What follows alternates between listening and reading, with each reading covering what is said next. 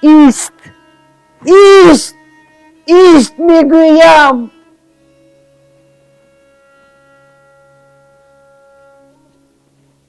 مرا گریانده اکنون رفتنی.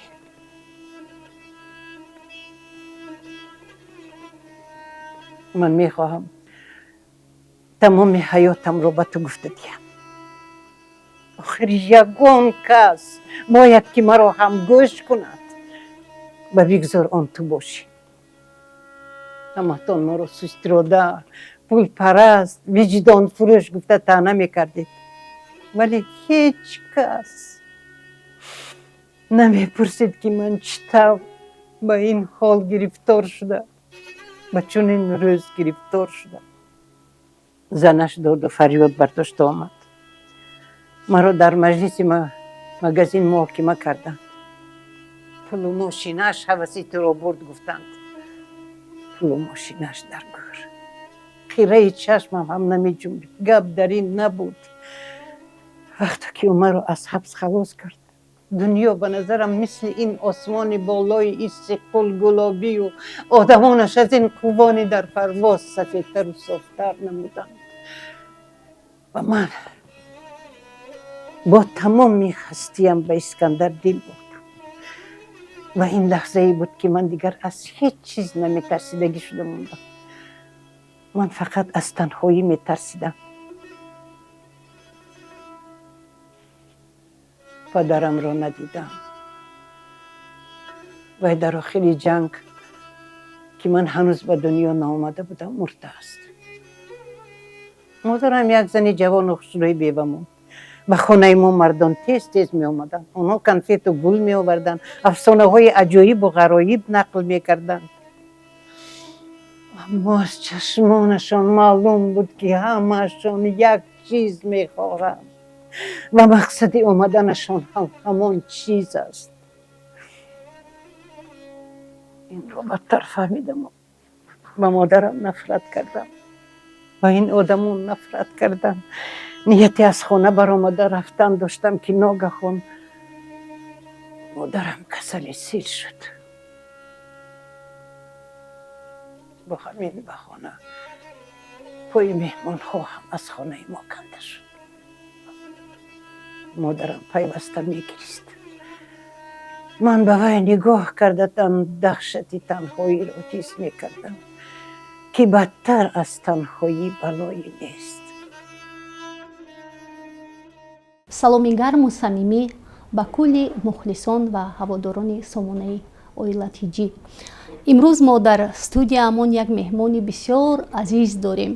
меҳмони гиромие ки барои тамоми мардуми тоҷик рамзи модар ҳастанд. вақте модар мегӯем пеш аз ҳама исми ана ҳамин зани муборак марьям исоева ба хотири кас мерасад ва имрӯз ин даргоҳи мо аз қудуми мубораки ишон нуру сафои дигар дорад. хуш омадед муаллима ҷон. ташаккури зиёд. من افتخارمند هستم که بین جوانهای فرهنگ دوست در عالم فرهنگ مهنت میکنند. اکنون اویله این دولت خردکک است. بله معلمه جان، راه وقتی که ما شما رو پیشواز گرفتیم و با اداره ما می اومدید، شما گفتید وقتی که برآمدی سرور دولت رو، پرزیدنت رو تماشا کردم گریه کردم. سبب گریه‌تون در چی بود؟ این قدر این برآمدی بود که همه جای کفون به معنای تامش همه چیز همه ماده آن میخیل زده برآورد. چشمای مثلا خیرت چشما روشن شدن، چشمای نابینا بینا شدن، دلهایی که تپیششان سوز شدگی بود به تپیش در آمدن. من برای چی گریه کردم؟ من گریه کردم از خرسندی.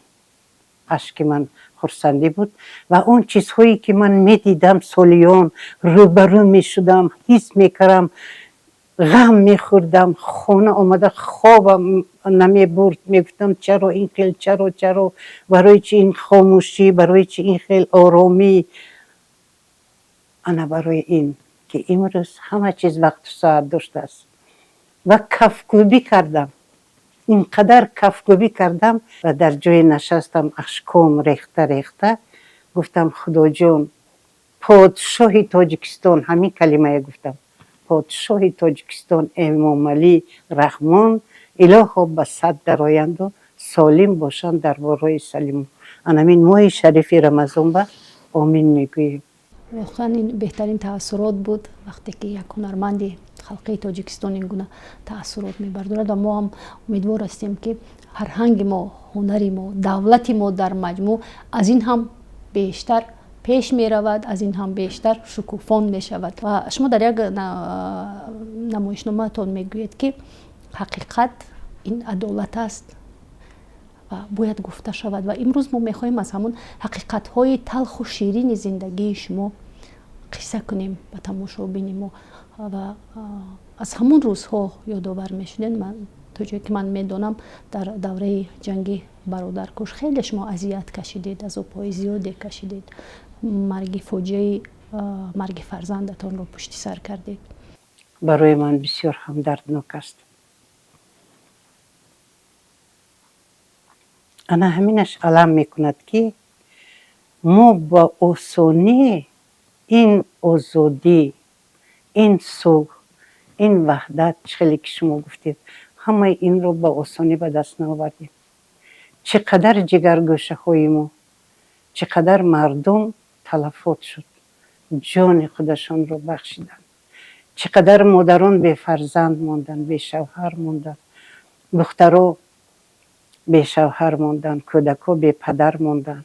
مثل یک شعری که گل رخسار صفیه و نوشته است، در اونجا همین چی بیان شدگی، جنگ این نیستی است.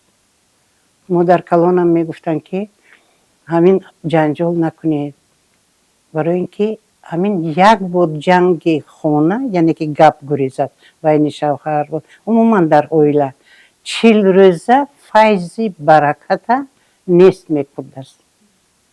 اینه بینید این چه معنای بسیار هم بلند دارد. این فلسفه است، این یک کتاب است. البته تربیه از اویله سر میشه، این بودگی گپین خواهیم نخواهیم حاجت گپ زدن نه، لیکن غیر از تربیه اویله و جامعه است. محله خوبه چخیل تربیه میکردن. کنی یگون کودک یگون درخت شاخش هم خیلی شکستنی شود، کنی یگون پیسته خورده پرتفتنی شود. آخه علاقه با یک کسی بودگی در رو رفته میگفت های بچم این کار ممکنه، حاضر مثال گیریم اهمیت نمیتید این چیکو کرد است و چیکو موسود است و این کار، این تربیه از اون از همه عبارت است. بی‌شرفی است. نهایت دولت علاقه و تربیه میگیرد. دانشکده عالی علاقه برای چی اینقدر حاضر کتاب خانی، شعر خانی، برای چی؟ برای اون که فرزندای ما دانند وقتی که وی کتاب میخواند عالم جهانبینی وی دیگر میشود. یک عمر با نقش هایتان، با هستیتان در صحنه تاجیک مردم تربیه کردید، لیکن من عذر میخواهم اگر برای با نقطه های دردناک دل شما میرسم، ولی این دردهای مردم باید بدونن. وقتی که مثلا شما فاجعه مرگ دخترتون پشت سر کردید، بین مردم همین گپ خبرها بودند که این گویا یک نوع انتقام بود، قصاص بود. شما یک شخصی فرهنگی کی میتوانست از شما انتقام بگیرد و برای چی؟ گپ در اینجا که همین خصلت های من هم نیکش هم بدش از خردسالی می باشد. از خردسالی من بسیار رحمدل و حقیقت پرست. برای همین هم آرزوی من اون بود که من حقوق شناس شوم، من آدمای حمایت کنم از اون دهشت هایی که به سر آنها می بیاید، من سفید از سیاه جدا کنم. یعنی این یک نوع جزا برای حق پرستی شما بود همین طور؟ اگه من بسیار سخن کردم و وقتی که من این چیزهای گفتنی نبودم، ممکن میگفتن این چیزها. چرا نه؟ این همین تاجیکستان با میشنوانیتون یا با یک جای دیگر نبودید؟ نه تاجیکستان با که گپ بسیار شود. وقتی که هیکل لینین من از تلویزیون تماشا کردم، چخیل ویا خلطوندن حوکتی بر آمدن، حتی همونجا یک نامقولی های وی کردن. من همین خستگیم کتی، همین دویدگیم کتی از همین خانه، اکو برکت پیش برکت حضور یک میده چیده خانمو، تو همین میدان آزادی رسیده رفتم. مردمی که اونجا بود نظری من به هیچ کس نمی نمود، فقط آن بود که برای چی این کار رو کردن. وای هیکل چی گناه داشت. اکنون شما تصور کنید ما دوره سویتی رو از سر گذراندیم، حاضر از سر نو کسی که سخن نکند و در کدام زمان تولد نشده باشد اوه کشیده مثال میبیارد همون دوره. بسیار دوره مشکل بود، لیکن ما خیلی خوشبخت بودیم که در همین خیلی زمانه ها تربیه یافتیم. فکر کردم که گفتم اگر امروز این هیکل این خیلی زیدی پا کرده کنده پرتفته زمین به همه خیلی تجاوز کنند، پگه خوب مردم آدم کشتن آدم کودک زن عالم بزرگ کسی که نباشد خیلی بزرگ یک تا خدا است که والای سر ما بود. من کمتر راضی گشت هیجان شدم. برای وی ها فرق ندارد. همین چیزی که من عموما در دل من پیشکی فکر میکنم یا که در خواب میبینم یا که احساس میکنم، توبه خدا جان در این ماه شریف رمضان همون چیز میبراید، همون چیز میشود. همین چیز دیدم. البته مرا بسیار به تیروکتی گفته می آمدیم. اکنون این من بار اول میگویم که ویدلویف اون وقت ما وزیری KGB میگفتیم، حاضر اکنون دیگر خیلی می نامم. در زمان همون کس وقتی که فهمیدن که همین خصوصی من به بسیار من کشتنی هستند و تهدید و به تیرو آمده میگفته سوی، 2 автоматчика به خانه ما فرستاد. من همون خانه کودکای خالی کرده دادم و یا همونجا زیست داشتن.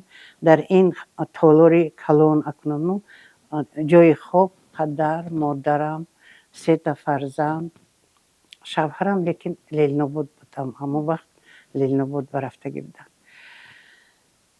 ما همه خیلی زندگی داشتیم در همون خانه ما. همه وزیر و کبیر که بود نویسنده و شاعر و بینوی بود نزد ما و یا روزی در روز پیاده گردی میکردم پیش خانه با اینجا به هر خیلی واقعی آدم کشی. بعد همونو بعد چندین سال گذشتن بعد گفتن که میرم خان وقتی که بهتر اینجا می اومد ما میدونستیم که شما بالا و پدر مادرتون فرزنداتون، ما میگفتیم که وای لیل نبود به کچیده رفت وای و گپی ما باور کرده بهتر برگشته میره. روزی که همین فاجعه روی داد، روزی که دختر شما رو به طور وحشیانه به قتل رسانیدن، شما کجا بودید؟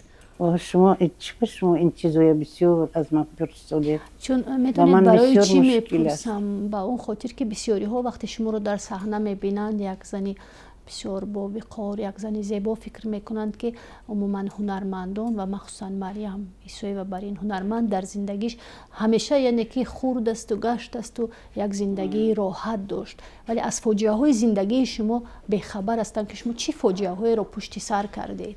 من تمام فاجعه ها رو پشت سر کردم. اگر تهمینه وقتی که نقش تهمینه بازیدم و زور گریسته وقتی که خبری آن را شنیدم که سهراب از دست پدرش کشته شد، فریاد زده داد زده می اومد. من یک باره از 3 فرزندم، دخترم نبیره که 3 سالم دامادم محروم شدم. یک عائله جوان در جانم آرزو میکرد که میبخشید. یک روز اکنون اون وقت پروگرام ازبکستان رو نشان میداد تلویزیون، بعد ششتیم موندیم تماشا کردیم که همین یک گروه کودکان از ازبکستان امریکا رفتیان برآمد کردیان یکم جای گرفتیان. گلناز جان گفت که شما چه فکر دارید این برنامه تماشا کردید؟ عقل وی از خودش پیش رفتگی بود. من گفتم که چه این معجزه گفتم اینو ببینید. بعد گفت که معجزه در ماست، شما مکتبی مخصوص دارید، شما باید این خیل مکتبای کشاید و این خیل همین خیل. اکنون من با هجوم کرد.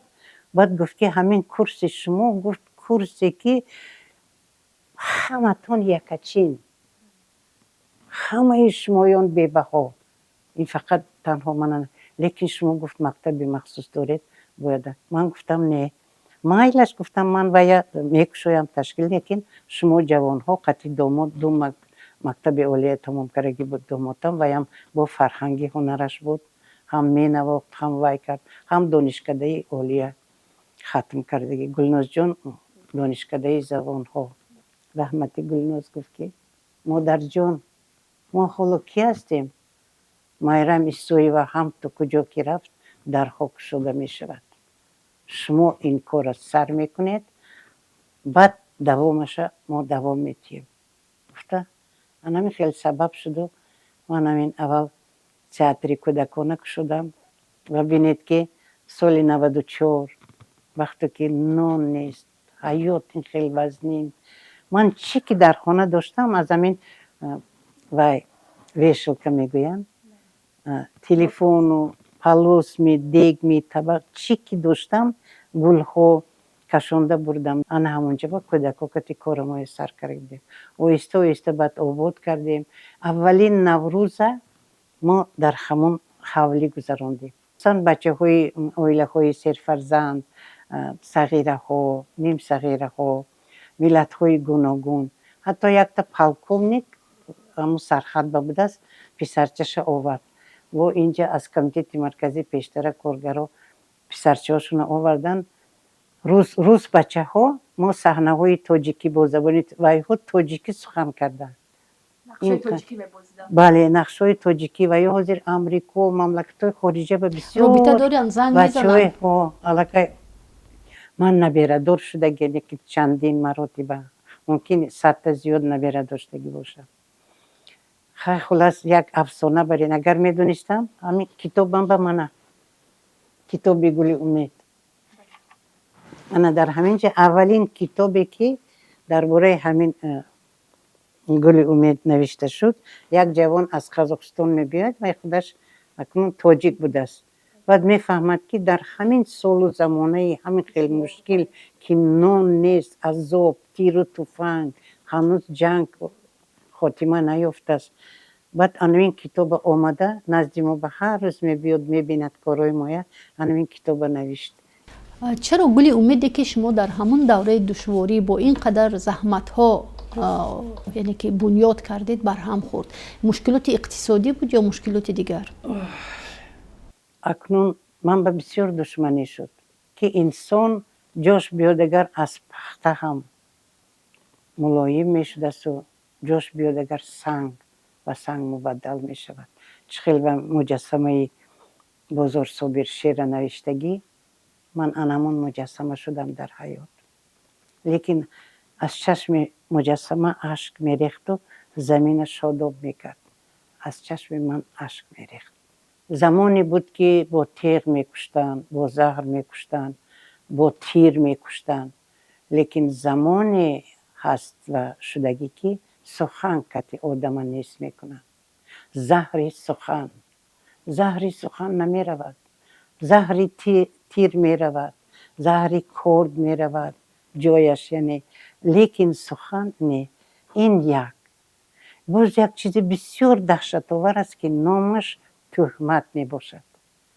аз тӯҳмати хушки холӣ худоҷони меҳрубон худат нигоҳ дор гуфта мардум ҳамхелеомин мекунад барои худаш. аз они ман хайриявӣ буд ку ин хеле. баъд як рӯз ман бо мактуб назди раиси шаҳр рафтам. акнун ҳамон вақта раиси шаҳр рафтам.